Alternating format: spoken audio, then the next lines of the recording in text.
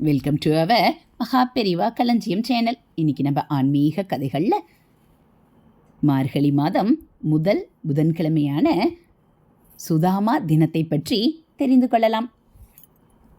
துவாரகையின் ராஜனான கிருஷ்ணனுக்கும் ஏழ்மையில் வாழ்ந்த சுதாமாவுக்கும் இருந்த நட்புதான் குசேல தினம். பகவான் கண்ணனை சுதாமா ஒரு மார்கழி மாத முதல் புதன்கிழமையில் துவாரகையில் சந்தித்தார்.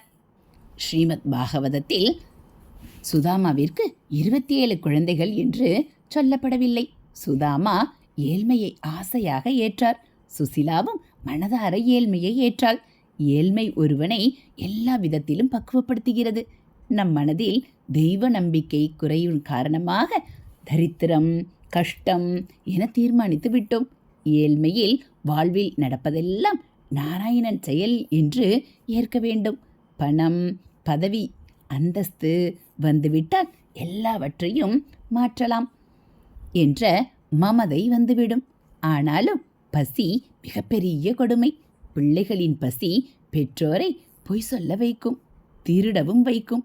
ஆனால் சுசிலா இதையெல்லாம் செய்யாமல் கண்ணனை சரணடைந்தாள். சுதாமா பெரிய ஞானி. உடல் கவலை, வாழ்க்கை இவையெல்லாம் கண்ணன் இஷ்டம் என்று விட்டுவிட்டவர். அதனால் அவரால் இதையெல்லாம் பெரியதாக எடுத்துக்கொள்ள முடியவில்லை. ஏனென்றால் குருகுலவாசத்தில் வேத புருஷனான கண்ணனோடு வேதம் பயின்றவர். வேதம் கற்று கண்ணனை அடைந்தவர் பலர்.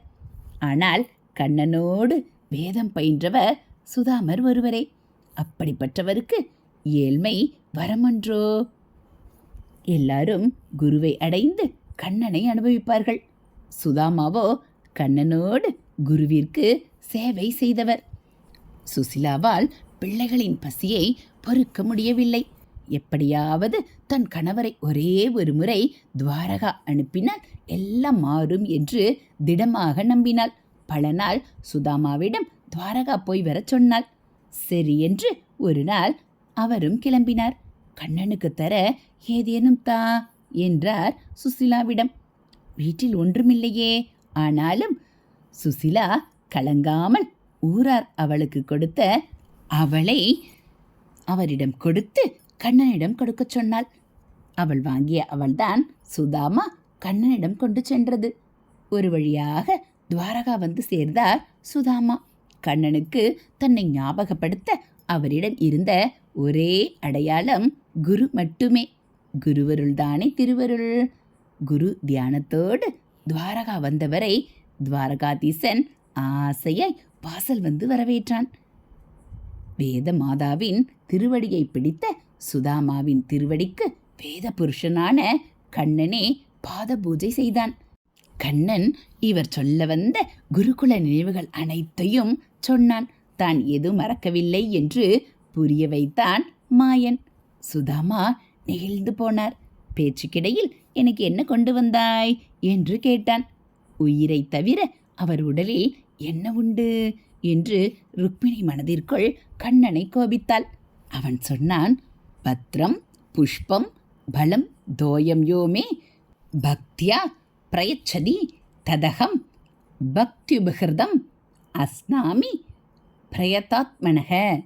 அதாவது ஒரு இலையோ பூவோ பழமோ ஒரு சொட்டு ஜலமோ அன்போடு பக்தியாய் தருவதை நான் ஏற்றுக்கொள்கிறேன் என்று சத்தியம் செய்து கை நீட்டினான்.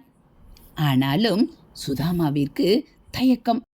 கண்ணன் அவர் கொண்டு வந்த அவளை வாங்கி தன் வாயில் போட்டான். அப்படி கண்ணனுக்கு துவாரகையில் சுதாமா அவள் தந்த நாள் மார்கழி புதன்கிழமை. ஒரு பிடி அவள் அவளுடைய பக்தியால் ஜோராக ருசிக்க இன்னொரு பிடி எடுக்க ருக்மிணி போதுமென தடுத்தாள்.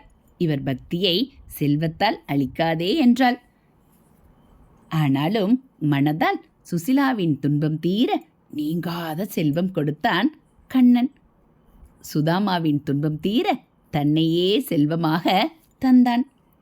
மார்கழி மாதம் முதல் புதன்கிழமை சுதாமன் என்ற குசேலர் தன் பால்ய நண்பனான தன் மனைவியின் விருப்பத்திற்கு இணங்க ஒரு சிறு துணியில் அவள் எடுத்து முடிந்து கொண்டு கிருஷ்ண பகவானை காண துவாரகா சென்று பார்த்து அளவளாவி மகிழ்ந்த நாள்.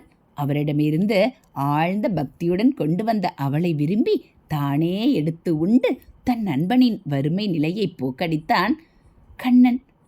அந்த நாள் இந்த நன்னாள். எனவே நாம் கண்ணனுக்கு அவள் வைத்து நாராயணியம் படித்தால் நம் வாழ்வில் வறுமை என்பதே வராது. நாம் அனைவரும் கண்ணனுடைய அருள் பிரசாதத்தை பெற்றுக்கொள்ளலாம். இதுபோல் ஆன்மீக விஷயங்களை நீங்கள் தெரிஞ்சுக்கணும் அப்படின்னா மறக்காமல் நம்ம சேனலை சப்ஸ்கிரைப் பண்ணுங்கள். கூடவே பெல் ஐக்கானை கிளிக் பண்ணி ஆள்கிற பட்டனையும் அழுத்திடுங்க. நம்ம சேனலில் வரக்கூடிய ஆன்மீக கதைகள் எல்லாம் உங்களுக்கு பிடிச்சிருந்தா ஒரு லைக்கும் கமெண்ட்டும் கொடுத்து உங்களுக்கு தெரிஞ்சவங்களுக்கும் ஷேர் பண்ணுங்கள். தேங்க்யூ.